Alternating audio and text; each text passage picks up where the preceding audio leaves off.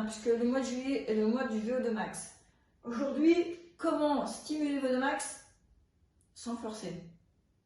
Ben oui, on est peut-être un petit peu en vacances ou on va l'être. Voilà, donc finalement c'est possible.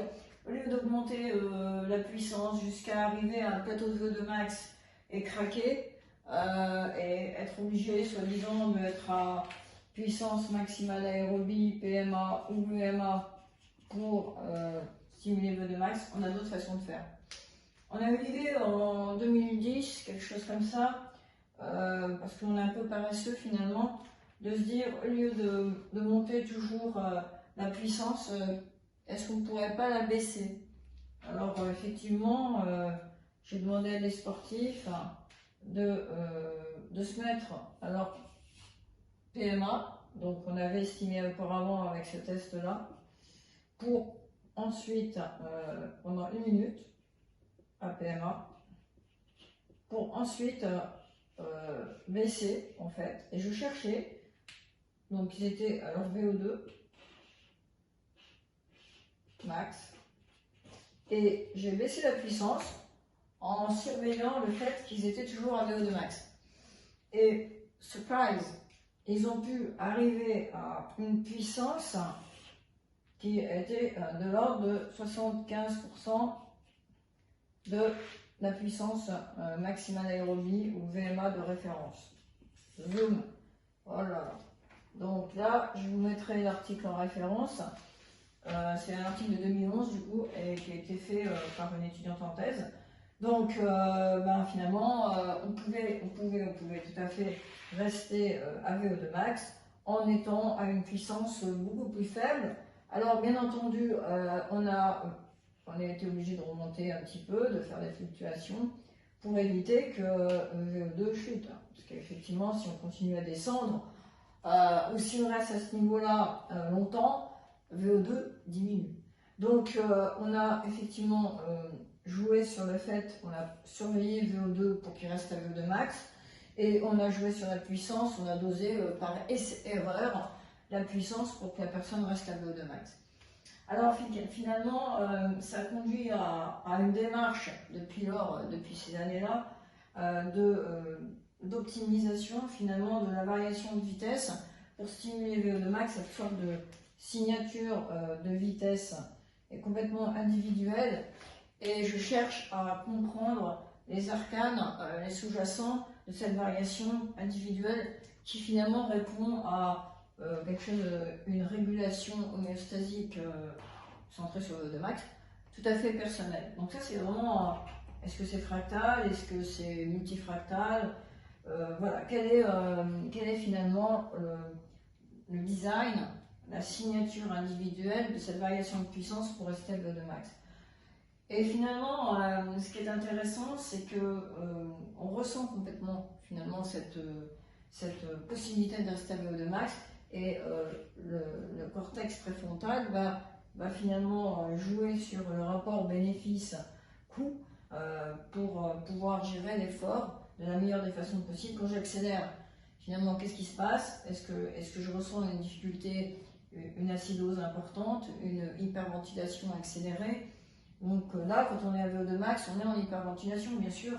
Mais ce qui était intéressant, c'est que j'avais réussi à descendre à 70-75% de la puissance maximale ou de la vitesse maximale aérobie en étant à VO2 max avec une lactatémie de l'ordre de 4-5 millimoles. Donc ça bouleverse un petit peu tous ces paradigmes triangulaires de notion de VO2 max associée à une lactatémie, signe secondaire de l'atteinte d'un plateau de VO2 max, enfin de VO2 max si on n'a pas le plateau, les signes qui permettent de dire on est à VO2 max même si on n'a pas de plateau, c'est une lactatémie de plus de 8 millimoles, un quotient respiratoire supérieur à 1,05 et une fréquence cardiaque supérieure à 95% de la fréquence cardiaque maximale théorique. C'est 210 moins 0,65 fois l'âge ou 220 moins l'âge, selon, on s'en fout à la limite. Donc, eh bien, ce qui est intéressant, c'est de comprendre que finalement, on peut descendre très fort en puissance en restant à VO2 max. Et donc, effectivement, je vous rappelle que l'équation de VO2, pour être à VO2 max, on a plusieurs façons de faire, mais en tout état de cause, il faut être à QC max, débit cardiaque max, et à être à une différence artério-veineuse max. Je vous renvoie à mes ouvrages pour aller vraiment dans le détail. Fréquence débit cardiaque, c'est le produit de la fréquence cardiaque max et du volume d'éjection max. Voilà. Donc finalement, ce qui va se passer, c'est que cette équation de VO2 max, elle peut être atteinte avec différents composants, un peu comme un gâteau, en jouant un peu sur les ingrédients pour arriver au même goût. Ça, c'est pas évident. C'est pas un bon exemple forcément. Mais bon, voilà, c'est-à-dire que VO2 max, c'est un métafacteur composé du débit sanguin qui va apporter le maximum de sang aux muscles, qui vont être capables d'en extraire un maximum d'oxygène depuis les artères. J'ai écrit moins bien que Gaïa. Elle n'est pas là, hein. Donc voilà. C'était un compliment que je lui faisais, mais bon, elle n'est pas là. Elle est en promenade, pendant que moi je bosse, hein, c'est pas juste. Donc le muscle en extrait un maximum de cet oxygène qui est apporté par le sang. Donc le contenu artériel en oxygène, moins le contenu veineux en oxygène, doit être très élevé, avec un débit cardiaque très élevé. Mais souvent les deux, on ne peut pas atteindre le max des deux avec le même effort. Donc finalement, quand on varie sa puissance, on va jouer sur les ingrédients de façon différente qui va nous permettre de rester à VO2 max, soit en jouant sur fréquence cardiaque max, VES max, volume d'éjection systolique max, ou la différence artério-veineuse max. Et effectivement, ça va nous permettre de stimuler le VO2 max, soit avec une composante circulatoire, soit métabolique majeure. Voilà, donc on est en pleine recherche dans ce domaine. Et cerise sur le gâteau, comment on ressent donc, la perception de l'effort, comment on va ressentir différemment, on va associer une sensation différente à VO2 max selon qu'on soit à puissance différente.